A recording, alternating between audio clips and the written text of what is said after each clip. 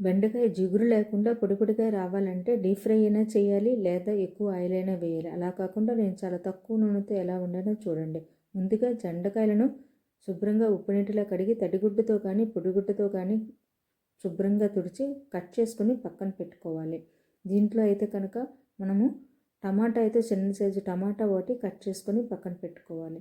తర్వాత మనము ఆవాలు, మినపగుడ్లు, వెల్లుల్లి, ఉల్లిపాయలు, కరివేపాకు, పచ్చిమిర్చి ఉన్నా లేకపోయినా పర్వాలేదు, ఇవన్నీ పోపు వేసుకుంటాం. ఎక్కువసేపు అవసరం లేదు. తర్వాత బెండకాయ ముక్కల్ని వేస్తాం. కొద్దిసేపు బాగా వేగిన తర్వాత టమాటా కూడా వేయాలి.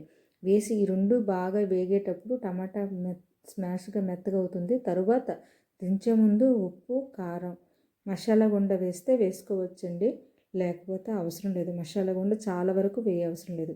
ఇవన్నీ వేసి కలిపి దించేయడమే. చాలా టేస్టీగా ఉంటుంది. ట్రై చేయండి.